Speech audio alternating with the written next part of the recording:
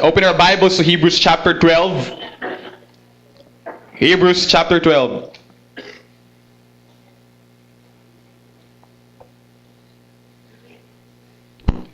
Hebrews chapter 12, a very familiar verse. 12 verse 1. Ating basahin ng malakas. Ready, end. Wherefore, seeing we also are compassed about with so great a cloud of witnesses, let us lay aside every weight and the sin which doth so easily beset us, and let us run with patience the race set before us, looking unto Jesus, the author and finisher of our faith, who for the joy that was set before him endured the cross, despising the shame, and is set down at the right hand of the throne of God. At Galatians chapter 5, sabi ng Biblia dyan, lay aside every weight. Lay aside every weight. Galatians 5:2. So open the Bibles to Galatians chapter 5. Galatians chapter 5. Verse 7. Galatians 5:7. Ready, read. You did run well. Who did hinder you that should not obey the truth? Who did hinder you that who should not obey the truth? Last verse, Matthew 7:3. Matthew chapter 7. Matthew chapter 7. Matthew chapter 7. Verse 3. Ready, end. And why beholdest thou the mote that is in thy brother's eye, but considereth not the beam that is in thine own eye? Sabi ng Biblia yan, there's a mote, and then there's a hindrance, and then lay aside every weight. Let's pray. Lord, thank God for the Word of God. Ibigay niyo po sa amin ngayong gabi. Pagpalain niyo po ito sa aming buhay, at patawad po naman pong aming kasalanan po namin sa iyo. Pray for the power of God. Help me to become a blessing. Help me, Lord, to fulfill your will. Tulungan niyo po, tumawag ka po ng mga tao ngayong gabi. At ikaw po yung mga sa mga puso. Fulfill your will. At gagawin po namin ang iyong kalooban. Forgive us of our sins. Fill me with thy power. This we ask in Jesus' name. Amen. Thank you. You may be seated.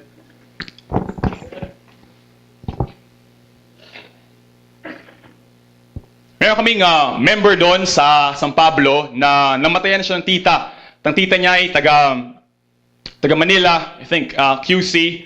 At namatay yung tita niya, ay sila, buong family, ay sila ay sumakay. Meron silang sakyan, isang crosswind. At sila ay sumakay papunta doon, papuntang Maynila. Sabay-sabay sila para sa Lamay. At yung sakyan nila, of course, crosswind, SUV, sports utility vehicle, mabilis, matulin. Crosswind, it's like a wind, okay? At sila ay papunta doon. Problema nga lang, ay nakalimutan sila. Yung pala, sakyan na yun ay hiniram ng kamag-anak nila, yun ay isang government vehicle. At ito ay isang sakyan sa Kapitolyo at hiniram lang nila at meron silang nakalimutang tanggalin. At ang nakalimutan lang tanggalin ay tinatawag na speed limiter. Yung limiter, hindi na natanggal. At nung sila ay papunta na, yung limiter, ito inalagay sa transmission para makontrol yung pagbiyahe ng mga government vehicle para hindi abusuhin ng mga empleyado. At yung limiter na yun ay hanggang 60 lang. Kaya nung sila papunta sa Manila, ay kahit na anong taas ng accelerator sa linyador, brum, brum, brum, 60 pa rin. 60. At sila ay dumaan sa SLEX at papunta na sa SLEX, saan dyan? Yung crosswind, may potential na mag-120, ay andun pa rin. 60 ng 60. At sabi lang, sa gilid lang kami. At sa gilid lang sila habang dumadaan yung BMW, zoom! Mercedes-Benz, zoom! Honda Civic, zoom! Yung crosswind, andito lang. May potential siya to go 120 but staying in the 60. And our title tonight is this: what is our limiter? What is our limiter? What is it that limits us from doing the will of God when we can go 120 for God and we're staying at our 60 speed? Sabi ng Biblia, there are case here of our limiter here. It's called a weight. It's called the weight sa Hebrews chapter 12. Sabi ng Biblia, you must lay aside every weight. It's something that limits us. It limits us from doing the will of God. Pwede naman tayong magmabilis at doing the will of God. Pero something is limiting us. Mayroong nag-limit sa atin para gawin yung kalooban ng Panginoon. At yung tinawag mo siyang hindrance. It's like called the hindrance. Who that hinder you to do the will of God? And it's called a mote. A mote in the eye na nag-hinder sa atin to do the will of God. It's limiting us to do full gear for God. Pero dahil nga may limiter, this crosswind has the potential. Wow, it can go 120, room 200, room no. Pero kahit nung apak niya sila niya door at trying to speed it up, pero andyan pa rin siya sa 60. It's called the weight. Lord, why? I'm trying to listen to the word of God. I'm trying to do the will of God, but something limits me. It's a limiter. What is limiting me from doing the will of God? What is our limiter? I have a limiter. You have a limiter. Everybody has a limiter. And God said, you lay it aside. Lay aside the limiter. What is your limiter? Number one, in the Bible, there are many people who has a limiter. Number one, John Mark has a limiter. John Mark has a limiter, and it's called fear. Fear, Acts 13, verse 5. Acts chapter 13, verse 5. Acts 13, verse 5. Sabi ng Biblia dyan, andyan na kayo sa Acts chapter 13, verse 5. God said, read, and when they were at Salamis, they preached the word of God in the synagogues of the Jews, and they had also John to their minister. And we go to verse 13. Now when Paul and his company loosed from Paphos, they came to Perga and in Pamphylia, and John, departing from them, returned to Jerusalem. Bigyan mo yan. So verse 5, nag-full-time si John, Mark, and after 8 verses, ay nawala na agad siya. After just 8 verses, nawala na siya. You know why? Because of fear. Because right after this, Paul is going to Lystra and is going to be stoned and is going to mag 50-50 siya, duguan at muntik na siyang mamatay, because in the front are battles, in the front are fears. Kaya this man has been limited by fear. Anong nag-limit sa atin para hindi gawin ang kalooban ng Panginoon? What is limiting us? And you know what? The preachers here are just challenged of the people before us. I was just challenged by Pastor Dante na mayroong Kalawan and this Mayor Sanchez and everything in Kalawan, pero he's not been limited by fear. At nala ko dati, si Pastor Agbagala dito, siya'y nakaupo at siya'y nag-preach dito, siya'y may sakit na right before he died. At nag-preach siya at siya'y bigay na bigay. He was not limited by sickness. Hindi siya natakot. He's giving the word of God. And my eyes are at ako'y lumuluha at umiiyak ko at that time. These people are not limited, but something is limiting us. May nag-limit sa atin, kaya tayo hindi gawin yung kalooban ng Panginoon. Kaya sabi ng Biblia, you lay it aside. Who is hindering you? What is that mote in the eye na nakitang-kita sa iba, but inside us, we can't see it. What is our limiter? Si Elijah ay isang prophet. He's called the prophet of fire. At siya yung sa Mount Carmel, at doon ay sarap ng mga Israelites, ang sarap ng mga prophets of Baal. Siya yung nag-pray. At yung offering ay punong-puno ng tubig, basang-basa, punong-puno ng tubig, binuhus ng binuhusan, pero nag-pray siya for the fire. And fire, there was fire because of the power of God. And si Elijah, minsan, natuktok ng isang bundok, ng isang hill, at siya'y sinugod ng mga 50 soldiers and the captain, paparating na yung mga captains, at siya'y nag-pray for fire, and God sent, boom, fire! Yung 50 people na naging barbecue, at dumating na naman uli, at dumating na naman yung 50, at yun na, at siya'y nag-pray for fire, and fire, boom! Naging chooks to go, at talagang naubos yung mga yun. You know what? He was a prophet of fire. Wow! Great revival in the time ng Israelites is at the valley of wickedness. Nasa valley, panahon ni Ahab at panahon ng masamang-masama and Jezebel, bagsak na bagsak. And when Elijah came, there was revival. And then, suddenly, dumating si Jezebel. At si Jezebel ay sabi niya, patayin yan, habulin yan. And this man ay tumakbo sa takot. Bigyan mo yan, the prophet of fire. Usual ang limit sa tayo takot. Fear. Natakot tayo na sundin ang kalooban ng Panginoon. Fear. One of these ay fear sa babae. Fear sa babae. Fear sa asawa. Fear sa mga, alam mo yan, in the times, sabi nila, the most influential sa isang lalaki ay babae. And usually, to the up and to the down. Nakaulungkot yun. at makakatuwa din. Pero this man has been limited by fear. Amen? Huwag tayong matakot sa mga asawa. Ako hindi ako takot kay AV. Takot ako kay Pastor Dante. Amen? What is our limiter? Ano ang nag-limit sa atin? You see, this Jesus Christ, walang makapag-limit sa Kanya. Wala. At dumating, after niya mabaptize, ay siya itukso ng Diablo one time, tinukso siya, at siya itukso na naman. No! I'm not going to limit you, devil. I'm not going to let you limit me. At si Jesus Christ, and doon, kiniticize ng mga Pariseo, kiniticize ng mga Sadiseo, but nothing can limit Jesus Christ. At siya'y babatuhin siya ng mga tao, pero pambihira. Sabi ng Biblia, siya'y nakapag-escape. At nung siya'y babatuhin, talaga siguro si Jesus Christ talagang fit na fit. At nung siya'y babatuhin na, biglang nakapag-escape po siya. At nawala siya. Nothing can limit him intellectually, nothing can limit him physically, and nothing can limit him spiritually. This Lord of us. At one time, siya'y nasa isang bayan at siya'y tulak ng mga tao. Mahulog na siya sa bangin. Tulak siya. At hulog siya dun sa brow of the hill. Tulak siya. Suddenly, bigla siyang nag-pave ng way. Tabi! At dumaan siya. Bimiyan, may kasabihan tayo. The world will pave the way for the man who knows where he's going. At si Jesus Christ, and doon, tabi! Hindi ako mamatay dito. I'm going to die on the cross of Calvary. Nothing can limit me. Nothing can limit me. What is our limiter? Jesus Christ ay walang nakapag-limit sa Kanya. At usually tayo na fear ng rejection, takot, meron tayong fear of rejection, of soul winning. Takot tayo na baka wala tayong bunga. Paano pag walang naging bunga? Paano pag wala akong na-win? At ganda na yun, in the mission field, ay lahat, madami nag-no. No! Ibigay ng tracts? No! Minsan nga, meron akong binigyan. Sabi ko, ma'am, babasahin po. Sabi ko, no! Babasahin, no! Talagang pambihira, talagang parang artista eh. Talagang, no! Di mo yan, people are always saying no. Pero, kailangan natin gumawa ng paraan.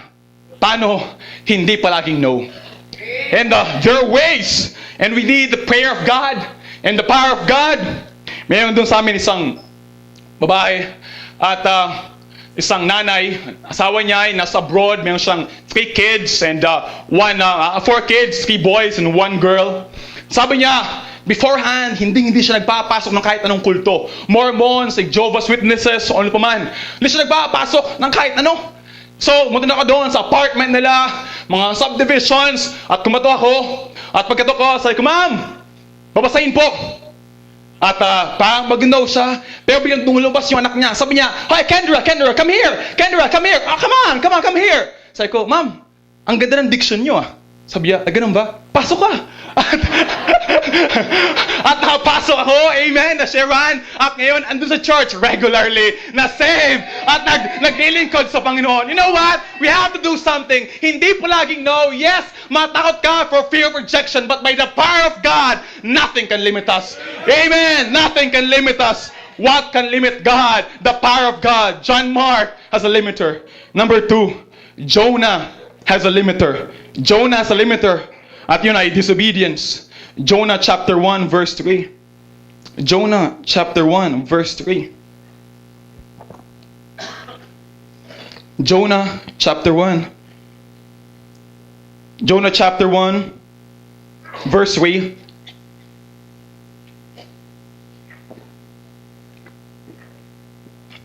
Ready, read.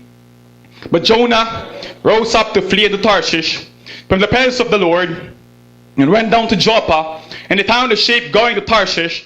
So he paid the fare thereof, and went down into it, to go with them unto Tarshish, from the presence of the Lord.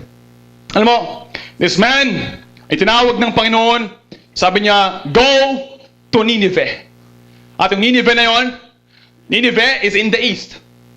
Nineveh ay syudad ng Assyria. And at this Nineveh, sabi niya, punta ka doon. In your side, ito yung east. Sabi niya, punta ka sa Nineveh. Pinapunta siya ni east, pero siya ay punta sa west. At punta siya Tarshish. Tarshish, according to scholars, ito ay Spain right now. Pero siya ay nag-disobey sa Panginoon. Pero nung siya ay nag-obey sa Panginoon, ay about 2,000 people na mga Ninevites ay na-save. Pero afterwards, ay nag-aalit uli siya. It's very disobedient man at yung nag-limit sa kanya. Biro mo yan, kung siya'y sumunod agad sa Diyos, nung siya'y disobedient, ay may nagawa ng Panginoon, there was a revival in Nineveh. Ano pa kaya kung talagang fully surrendered siya sa Panginoon? What can he do? O madami sa atin dito ay nakapag-win, may mga bunga, amen, may mga fruits tayo, at pasuway pa tayo noon. May ginagawa pa tayong kalokohan. At may ginagawa kang kalokohan ay naging blessing ka, nag-testimony ka, na-bless yung mga tao, nagtuwa Sunday school, ay na-bless yung mga tao, pero may ginagawa pa ng kalokohan. May mga secret sins pa. Ano pa kaya kung talagang fully surrendered sa Panginoon? Manya, Lord, biro mo, nag-obey siya, and there was Nineveh revival, 200,000. Ano pa kaya kung talagang hindi siya nag-disobey? At makita dito sa Book of Jonah, kung isipin natin, itong Book of Jonah, we're going to see it as a one story. At itong isang story ito ng Book of Jonah, halimbawa, of course, it's not just a story, it's real. Pero ating isipin na ito na isang buo. Isang buo. At makita natin dito na yung mga cast dyan, at characters, at lahat ng props dyan, ay lahat ay sumunod sa Panginoon, pera lang sa propeta. Ma-realize mo na everybody there obeyed God except Jonah. Everybody but Jonah. Una, letter A, everybody but Jonah. Lahat ng mga tao doon. Una, yung mga mariners, yung mga sailors. Nung nakita nila, nung tinapon nila si Jonah, at si Jonah ay nalaglag, at si Jonah ay kinain ng isda, ay kinain tuloy nilo ng isda, ay andun siya, tumila ang lahat. Yung hangin ay tumila, at yung barko ay biglang nag-still. Pambira yung mga mariners, suddenly, they obeyed God. They got saved. They believed God. Lahat doon siguro, there are about 40 sailors there. At yung mga 40 na yun, ay lahat ay nag-obey sa Panginoon. And then afterwards, sa dulo, ay nag-preach siya sa Nineveh. At sabi ng Biblia sa Nineveh, for just 8 words, ay lahat ng Nineveh, from great to small, ay lahat naligtas. At wala na ibang tao sa Book of Jonah. Yun na yun. The sailors, and then the Ninevites. Everybody there obeyed God. Ironically, except Jonah. Biro mo yan, lahat ng mga tao sa Book of Jonah ay sumunod sa Panginoon, pera lang kay Jonah. Number 2, letter B, every animal but Jonah. Lahat ng animal doon sa Book of Jonah ay sumunod sa Panginoon, pera kay Jonah. Pera sa propeta. Yung mga, sabi ng Biblia sa 1:17, the Lord prepared a great fish. Walang binaget ko anong fish yun, pero sa Mark, makita natin it's a whale. At yung whale na yun ay obeyed God. And that isa pa, yung worm. Sabi ng Biblia sa 4:17, and God prepared the worm, and the worm obeyed God. The fish obeyed God. Every animal obeyed God, except Prophet Jonah. Nakalulungkot. And letter C, everybody but Jonah, every animal but Jonah, lastly, everything but Jonah. Lahat ng bagay doon ay sumunod sa Panginoon, except yung propeta pa. Tingnan mo yan, yung great wind. Sabi niya sa great wind, punta ka doon, boom! Sumunod yung great wind. Sabi niya sa gourd, yung plan. Sabi niya, punta ka sa ibabaw ni Jonah, at sumunod yung gourd, except Jonah. At yung huli, yung lots. Siguro nga naman sa lots ngayon, ay parang ngayon, yung mga unbeliever, yung ginagawa, yung mga truth or consequence, pinapaikot ng ganyan, kung sino sa atin ang pinapalo ng Panginoon. Pero at that time, according to scholars, ang ginagawa nila, ay merong mga papel, at yung mga papel na yon ay pinapaikot, at yung isa doon ay may dot. At may isa doon may dot. At alam mo, sa law of probability, imposible na out of about 40 to 100, ay biglang makuha ni Jonah yung may dot. Hindi, kinontrol ng Panginoon yung lahat. Umikot ka at ibigay mo yan kay Jonah. Hoy, lahat, sumunod ka sa akin. At yung lahat ay nung umikot ay pumunta mismo kay Jonah. Biro mo yan, every animal, everybody, everything obeyed God except the prophet, except Jonah. Alam mo na lungkot, minsan lahat na sumunod sa Panginoon, pera yung full-time worker, pera yung Sunday school teacher, pera yung choir member, lahat na pag nag-share ka, in-accept niyo si Kristo, sumunod siya. Pero yung soul winner mismo, hindi sumunod sa Panginoon. Biro mo yan, it's ironic na everybody is obeying God except the prophet, except Jonah, except us. Yung mga chosen people of God. Mga pinili niya to do the will of God. What is our limiter? What is our limiter? Psalm 78 verse 1. Thou hast limited the Holy One of Israel.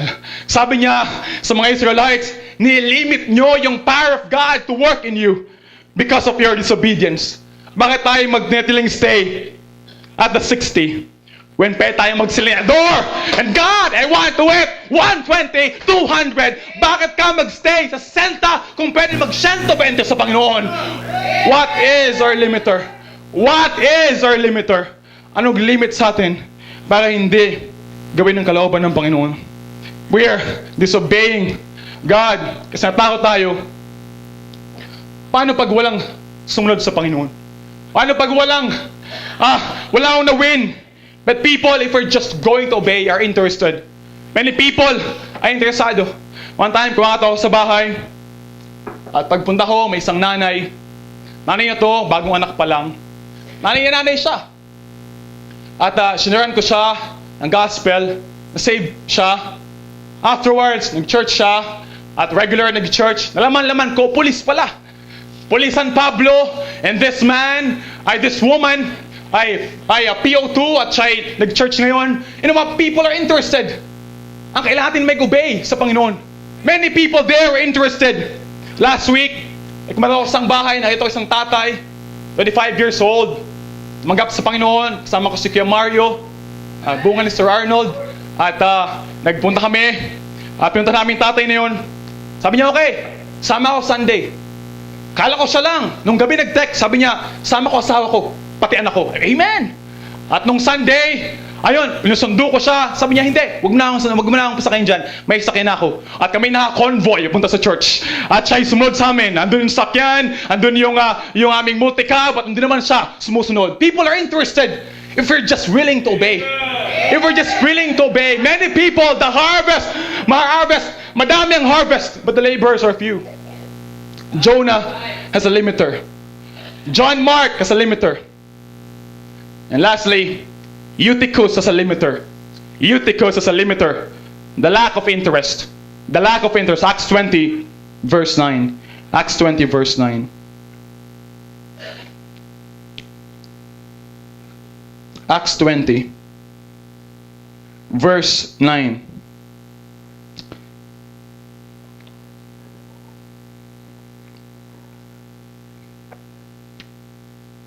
And there sat in a window a certain young man named Eutychus, being fallen into a deep sleep. And as Paul was long preaching, he sank down with sleep and fell down for a third loaf and was taken dead. Bigyan mo yan? Lack of interest. Si Paul nag-preach, pero nag-limit sa young people na to ay his lack of interest for the Word of God, for the things of God, for conferences, for the will of God. Bigyan mo yan, sabi ng Biblia, natulog siya. And he was fallen into a deep sleep. Alam mo, sa research, yung word na deep sleep, ay ito palagi, malaman mo kay deep sleep, pag kayo nag-REM. Ano yung REM? Rapid Eye Movement. Ganun. Ibig sabihin, malalim yung tulog mo. At di mo sa church, nag-REM siya, gumaganon, parang sasaniban, at madami yung ganun dito, madami pambihira, habang preaching ay nag-REM, fallen into a deep sleep. Amen! Matagal na tayong tulog. Matagal ka na nag-REM. Wake up! Wake up out of the sleep. Sabi ng Bible, we need to wake up. Don't let disinterest limit you. Na wala pa tayong interest sa kalooban ng Panginoon. Wala tayong interest sa plano ng Diyos sa ating buhay. Wala tayong interest sa will of God in our lives. Pili mo yan. This Eutychus represents the young people interested sa lahat. Facebook, YouTube, tablet, Twitter, but not the things of God. And tayo ay nawawala ng interest to the will of God. Si AB, nag-birthday pa lang noong October 3. Sumuot ako ng card sa kanya. Sabi ko, Dear AB, bakit ganoon? Para kang isang bangko, habang tumatagal, tumataas ang interest ko sa'yo. Amen! dapat, habang tumatagal, tumataas ang interest natin sa Word of God, sa will of God, sa kalooban ng Diyos, and for the missions, and for the faith promise offering. Amen? Dapat lalong tumataas ang ating interest sa kalooban ng Panginoon. Alam mo, one time, ay nag-preach si Paul Chapel ng San Pedro, at nakisabay ako kay Sir Arnold sa sakyan nila. Ay, hindi ko alam na kayo pala kakain sa mga inasal. So before that, sabi ko, Pastor, pwede po ba akong makisabay? So gutom na, gabi na. Kumuha ako ng Shopwise, kumain ako ng siopaw. At malaking siopaw, so nabusog na ako. At nung papunta na kami, bigla kami bating sa Kalamba, biglang kami gumilid. At sabi niya ni Pastor sa mga workers niya, manginasal tayo. Niya, basta ikaw? Pati ba ako? Okay, sige. Punta kami sa manginasal. Pero sabi ko pang bihira. Alam mo sa mission, bihira lang manginasal eh. Bihira yung unlimited rice. Hay ko, bakit ngayon pa?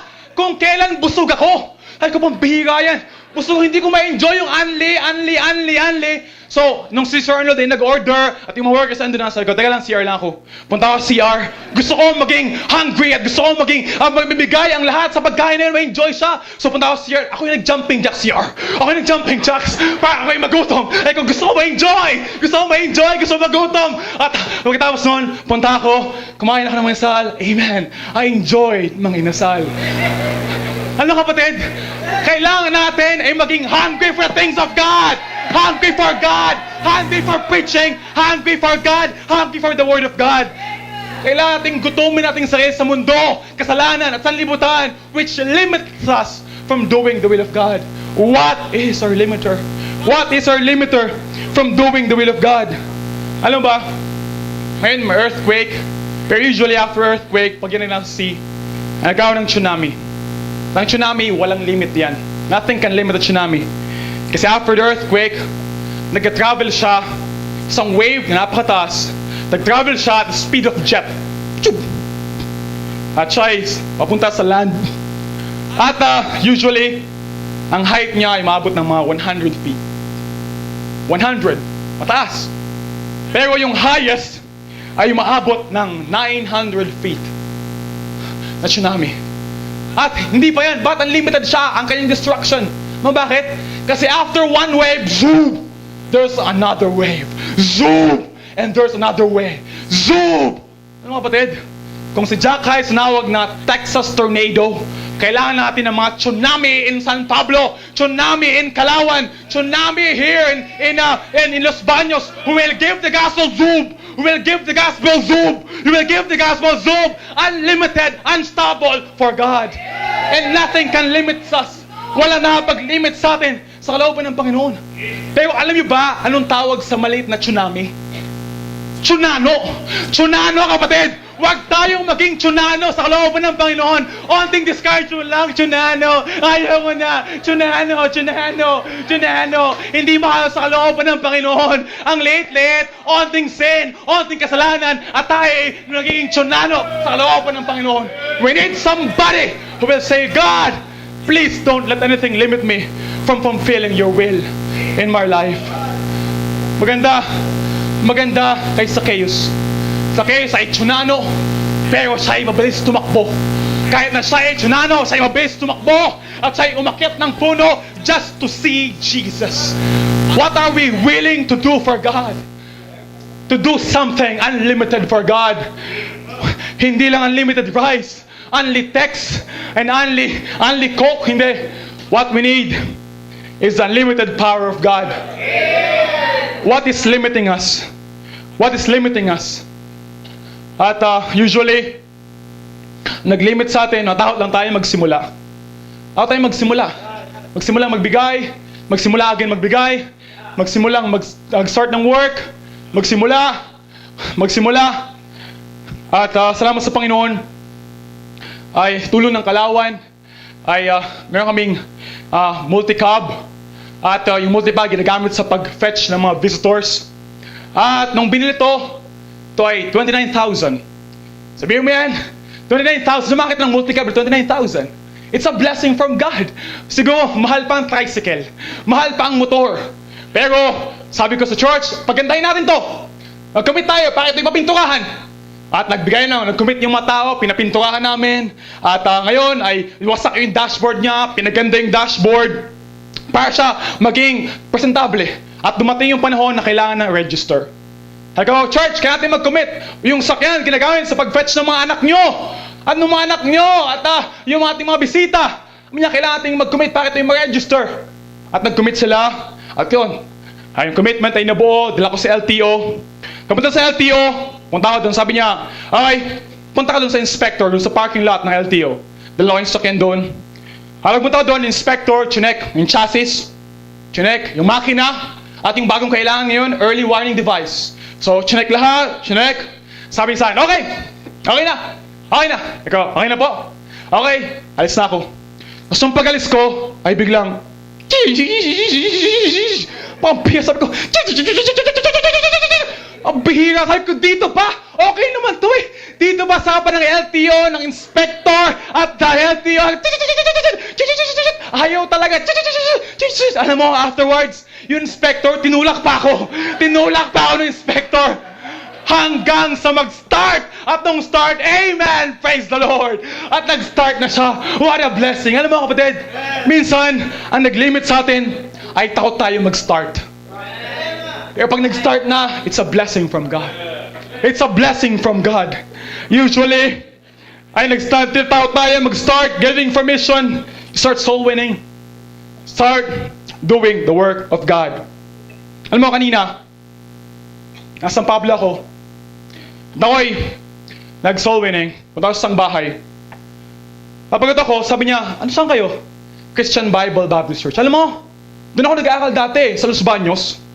Mia, nag-academy ako. Ikaw saan? Doon sa may highway. May highway. At doon ako nag-aaral. Ikaw, anong pangalan mo? Ako si Esnet Muñoz. At kapatid ko si Herbert Muñoz. Ay, kapatid, kamusta na si AV? Ay, ko yun, asawa ko na. Kamusta si Pastor Arnold? Ay, Sir Arnold. Kamusta si Ma'am Clay? At kamusta na yung si Frenchie, yung mga nalala niya? At biro mo yan, people are everywhere. Ang tayo nasa paligid natin, we're just going to knock them. Mag-knock tayo sa mga doors and go after them. People are everywhere. At itong taong to, sabi niya before, ay siya student ng academy here. Pero, it's small world.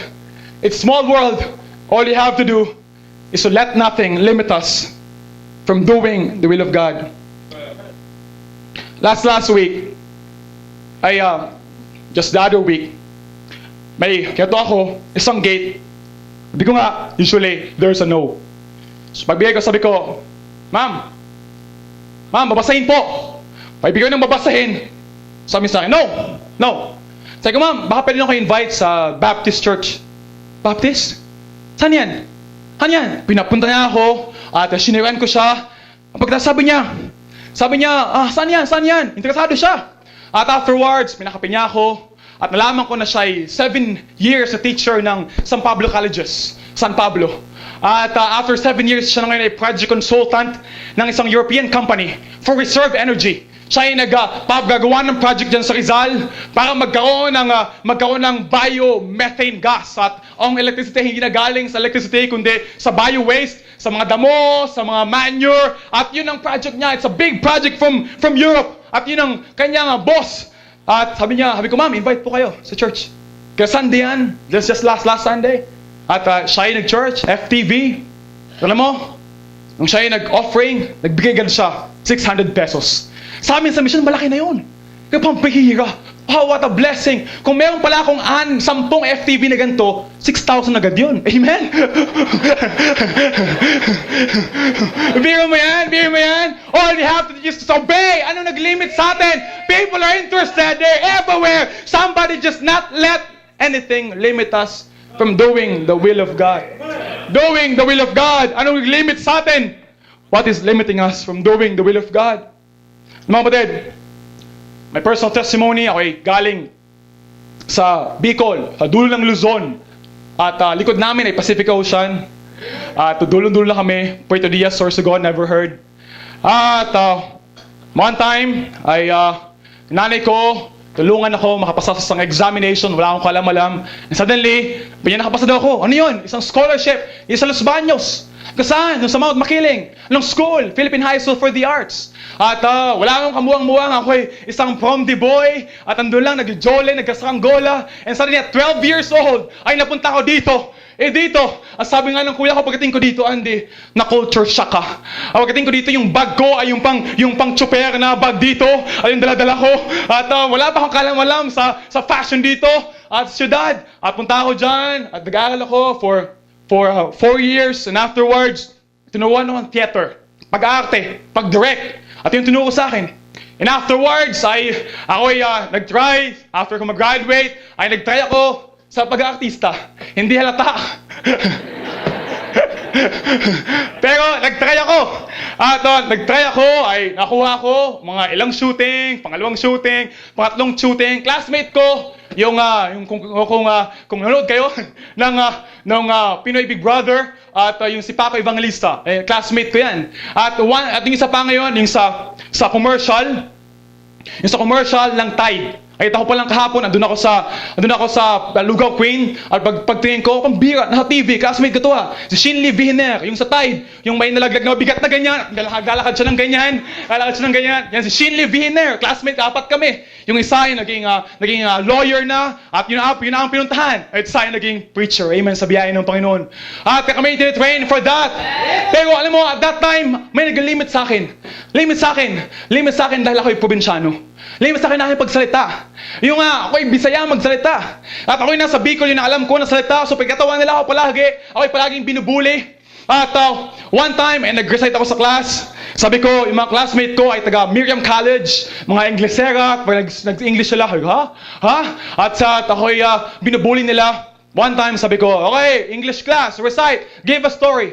One time, I was walking and suddenly a dog came. And when a dog came, I ran and I sat down and I got a weapon. When I said weapon, ay pambihira. Yung mga tao, yung klase nagtawa. Weapon. Dapat weapon. Pambihira talaga. Sakasay. Natawan ako. And one time, unbeliever pa ako noon. Sabi ko, narinig ko yung kanta ng The Course. Hindi nyo alam, unbeliever pa ako noon. Sabi niya, ay, nakapagay mo yung kanta ng The Course? Yung Leave Me Breathless. Tawa na siya, breathless, Andy, breathless. At that time, sabi ko, na-limit ako nito. Na-limit ako. Sabi ko, sige, mula ngayon, ay practice ako. Palagi, everywhere I go. Kung anong makita ko na ganyan, sa mga jeep, ay babasahin ko, go, give, pray. Sari store.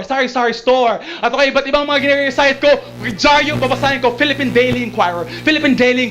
Wherever I go, ay ginagawa ko, ay nag-practice ako. At minikaniko ni Monica, ang makina ni Monica, habang pinipitik ni Pitong, pinuntupas, may pitimini, Peter Piper, pick up, pickled pepper, apeka, Peter Piper, pick, whether the weather be hot, whether the weather cold, we'll be together, whatever the weather, whether you like it or not, British, whether the weather be hot, whether the weather be cold, we'll be together, whatever the weather, whether you like it or not. I tried to practice again.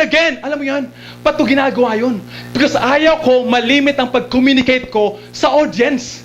Pero this time, hindi na ang audience lang. Anong nag-limit sa atin from communicating the gospel to the people? Anong nag-limit sa atin from communicating the word of God? Hindi mo kailangan maging magaling magsalita. Hindi mo kailangan maging perfect ang speech. Ang kailangan lang ay puso na, Lord, let nothing limit me from doing the will of God. Yung mga tao, these people, 12 apostles, ay mga fishermen. They don't know nothing about speech. Wala silang mga college education, but they have the heart that, Lord, nothing can limit me from doing the will of God. Anong nag-limit sa atin from doing the will of God? At yung nanay ko, may ako sa Bicol, first year college ako, I got saved. At sinaran ako ni AV. After nung na-save ako, uwi ako sa Bicol. At nalaman niya, very Roman Catholic, sa Bicol. So kinuha yung Bible ko sa bahay. Bakasyon ng college, wala akong Bible. Buti na lang sa AV, binigyan ako ng isang Bible, at patago, binabasa ko yung Bible. Na afterwards, hindi talaga ako mapigilan. Sabi niya, Andy, kung hindi ka babalik sa Katoliko ngayon, ay, tigil ka muna ng pag-aaral. So pinatigil ako ng pag-aaral for 1 semester. Isang semester, nasa bahay, try ko i-please ang parents ko, to honor my father and my mother. And afterwards, ay pinayagan uli akong mag-aaral. I graduate ng college, and afterwards, nag-Bible school. And after ko mag-Bible school, nag-asawa. After mag-asawa, ay nag-mission. I tried as much as possible, Lord, let nothing limit me from doing the will of God. Pero many of us, marami nag-limit sa atin from doing the will of God. Ano yung limit sa atin? The shortest line between 2 points, a straight line. Ano nag-limit sa atin from doing the will of God? Para tayo mapabilis. Para tayo nag-stay sa 60. Kung pwede naman mag-120. Para sa Panginoon. What is our limiter? What limits us from giving our faith promise offering? From soul winning, from going out and going to the mission field. Thou hast limited the Holy One of Israel. The Holy Spirit of God is working tonight. Don't let it limit. Don't let it be limited in your heart and in your mind. Tayo po yung tumayo lahat.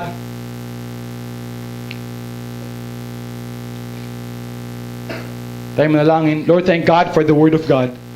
Salamat po, Panginoon, for the blessing. What limits us? What is our limiter? Nag-limit sa atin in doing the will of God. Lord, forgive us of our sins. Tulungan niyo po kami to give everything to you and to do your will for your glory.